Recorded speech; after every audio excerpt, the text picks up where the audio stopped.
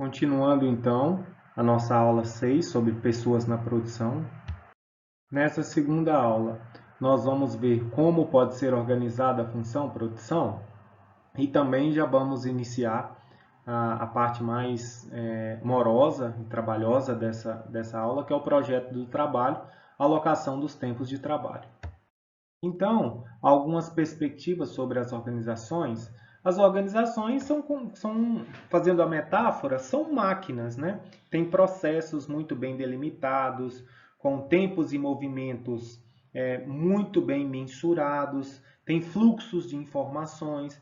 Então, as organizações, por definição, elas funcionam como uma máquina. Essa é uma parte mais burocrática que se pensa quando se faz uma metáfora, inclusive lá com o filme Tempos Modernos do Charlie Chaplin. Mas isso tem evoluído bastante. Então as organizações não são só mais máquinas. Elas são organismos vivos, são compostos por pessoas, são cérebros, as pessoas são pensantes e precisa de se aproveitar isso dentro das organizações. As pessoas que têm maior nível de criatividade, isso pode ajudar a gerar novos produtos e serviços que podem ser um diferencial competitivo. Eu preciso entender a cultura da organização e a cultura das pessoas. Se eu estou inserido em determinado país, uma cultura é de um jeito, em outro país a cultura é de outro. Isso pode variar de região para região, pode variar de estado para estado, pode variar de município para município. Então eu preciso entender a cultura daquelas pessoas para eu pensar no meu processo de produção. E também os sistemas políticos, religiosos, tudo isso tem que ser pensado para ter um cuidado muito grande para não desmotivar as pessoas dentro da produção. Passando agora do projeto de trabalho, uma explicação breve, então você precisa de pensar o que as pessoas vão fazer, onde elas vão trabalhar, qual equipe de trabalho ela fará parte, quais são os tempos gastos para fazer determinado tipo de trabalho. Tudo isso faz parte, deve fazer parte do projeto de trabalho. Para que eu faço isso? Para otimizar, sempre pensando em otimização. Como eu já disse, a administração da produção, o foco principal é aumentar a produtividade e reduzir os custos. Então, se eu faço tudo isso, eu consigo otimizar todo o meu processo de produção. E o projeto de trabalho, então, diz respeito ao modo como estruturamos o trabalho de cada indivíduo, a equipe a qual pertence, seu local de trabalho e sua interface com a tecnologia que usa. Então, isso tem que ser muito claro, tem que ficar muito claro para a organização e depois ser repassado para os colaboradores que vão trabalhar em determinado tipo de serviço. E as influências sobre o projeto do trabalho são as seguintes que eu vou mostrar no próximo slide. Então a figurinha aqui esboça muito bem o que a gente vai ver daqui para diante, tá? O projeto de trabalho de indivíduos e grupos. Vou falar mais rapidamente e depois nós vamos tratar cada um de forma mais detalhada. Então tem que pensar na ergonomia e na segurança do trabalho. Eu tenho que pensar no projeto do ambiente de trabalho, né? Onde questão de ventilação, questão de iluminação, questão de barulho. Com quem eu vou me relacionar, o trabalho em equipe, quais são as abordagens comportamentais que eu espero que essas pessoas elas respondam para a minha organização, a divisão do trabalho, quem vai fazer o que e como vai ser feito, a possibilidade de teletrabalho, a administração científica, ela aparece aqui, Taylor ainda não morreu dentro da produção, tá, gente? A administração científica, eu preciso medir tempo e movimento, ainda é importante fazer isso nas organizações. Basta vocês verem no trabalho de vocês, onde vocês trabalham, que ainda há muitos trabalhos que são repetitivos e rotineiros. E também, por final, pensar num trabalho flexível, né? Não deixar correr solto, não é isso. É ter flexibilidade para adaptar as mudanças que porventura possam emergir. Então, as decisões do projeto de trabalho, né, envolve vários elementos separados, embora interrelacionados, né? Que tarefas são alocadas a cada pessoa da operação? Qual o melhor método para desempenhar cada tarefa? Às vezes pode ser encontrado um que era melhor do que já está sendo desenvolvido. Quanto tempo levará e quantas pessoas serão necessárias? Como manter o comprometimento e a motivação dessas pessoas? Qual tecnologia está disponível e como será usada? Vimos isso na aula anterior. Será que não há uma nova tecnologia que pode ser substituída, que melhora as condições de trabalho das pessoas, aumenta o nível de produtividade, de motivação?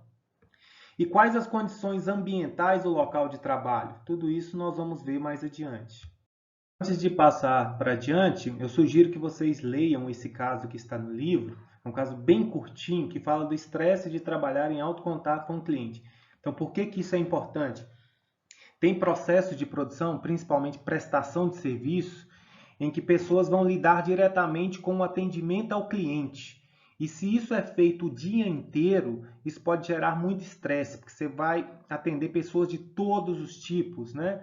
E pessoas com todo tipo de reclamação. Então, pensando no projeto de trabalho, você tem que capacitar e qualificar pessoas que estejam preparadas para isso.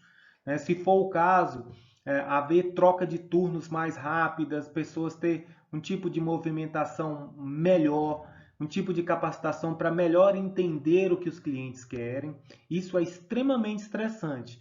E a produção é a produção que tem que pensar em alocar aquele tipo de pessoa para aquele tipo de serviço que consiga melhor atender os seus clientes. Então, a alocação de tarefas, como eu disse para vocês, a divisão do trabalho ainda é muito importante, tá? Porque há algumas vantagens nos princípios da divisão do trabalho, também há desvantagens que a gente vai ver, mas por que dividir o trabalho, né? Então, especializar o trabalho. Ele promove maior rapidez na aprendizagem, então você fazendo coisas menores é mais fácil de você aprender mais rápido.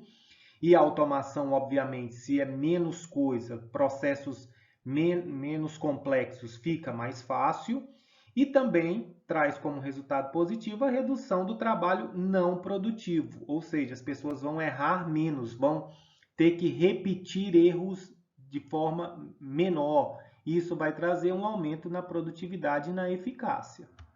Porém, há sérias desvantagens nos trabalhos altamente repetitivos, divididos, né? Então pode gerar monotonia, lesão física, e pode ocasionar baixa flexibilidade, já que eu faço o mesmo trabalho repetitivo, rotineiro, e baixa robustez. O que é isso? Se acontecer algum problema, fica mais sujeito a acontecer problemas, né? Porque se você faz um único tipo de trabalho, e isso pode dar problema, e se der algum problema, isso pode impactar o que acontece para frente e para trás da operação daquele trabalhador. Se ele faz parte de uma linha de produção e acontece um problema com ele, tudo que está para frente, tudo que está para trás, vai ter que parar.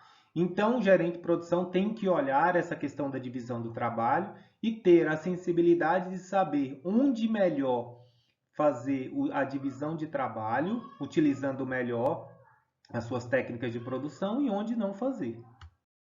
Então, revisitando um pouquinho o Taylor e pensando aqui na projeção de métodos de trabalho, na famosa administração científica, que foi retratada muito bem por Charlie Chaplin no filme Tempos Modernos, ela deu origem a dois campos de estudos separados, embora relacionados. Então, assim, ainda que se pense em administração científica de forma pejorativa, ela, como eu disse anteriormente, ela ainda é importante, né? Por quê? Você tem que estudar o método, né? Como você faz as coisas dentro da produção, principalmente em produção e operações. Há um método, há uma forma correta de se fazer as coisas.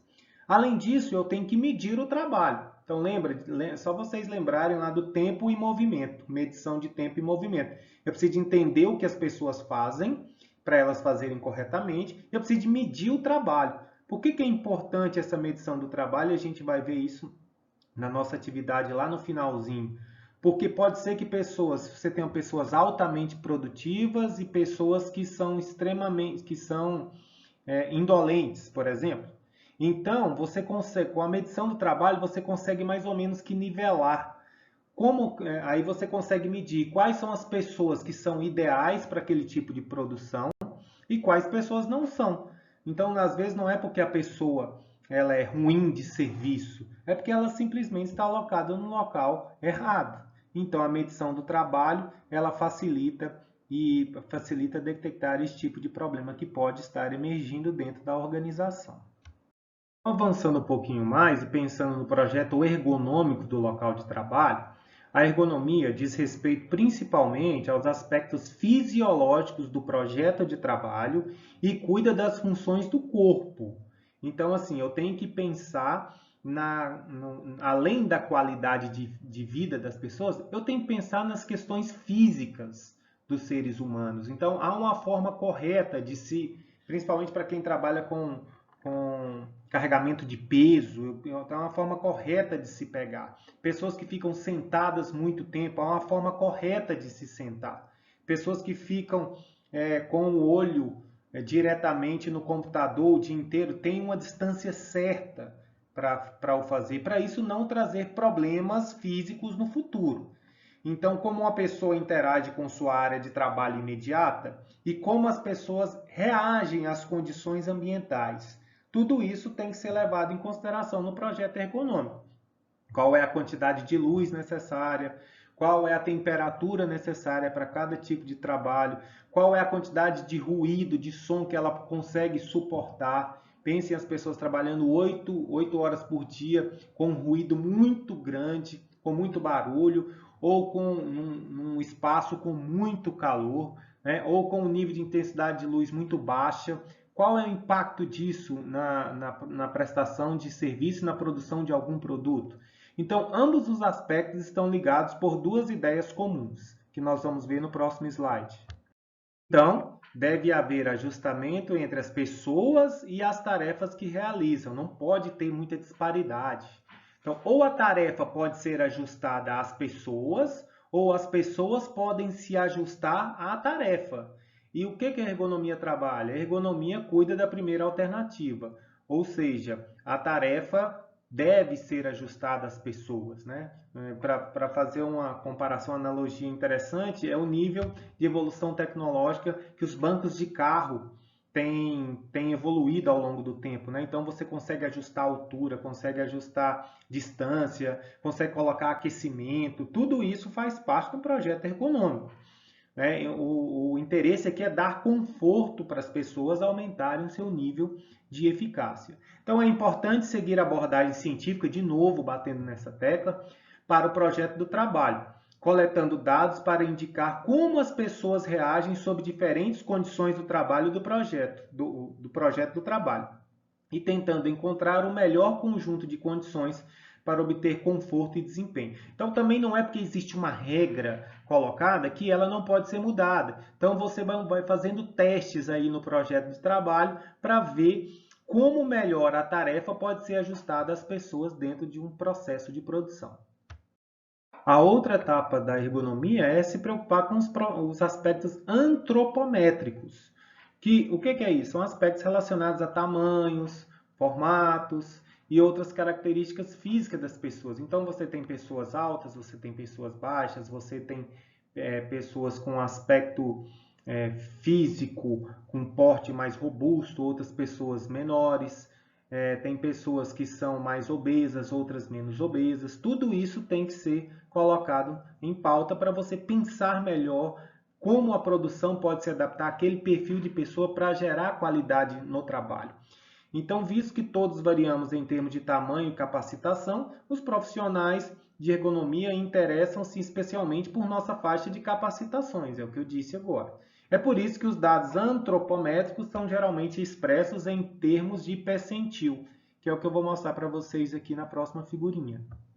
Então, um dos aspectos antropométricos que é tratado nessa figurinha é questão somente de altura, tá? Então você vai ter colaboradores nas mais diversas alturas, né?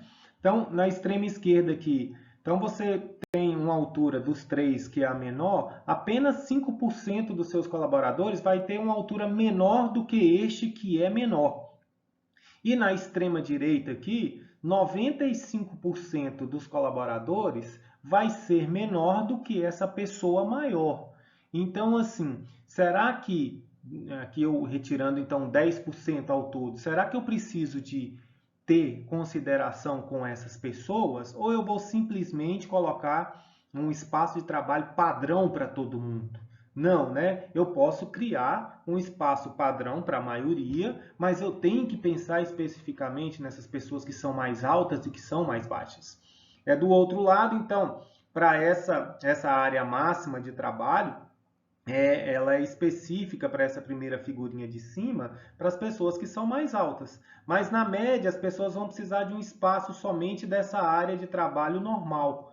Então, eu preciso de pensar em tamanhos diferentes de espaço de trabalho para diferentes pessoas com estaturas diferentes. E eu estou levando em consideração neste exemplo somente a questão de altura. Pessoal, por enquanto é isso. Nos encontramos no nosso próximo vídeo. Vamos dar sequência a este debate.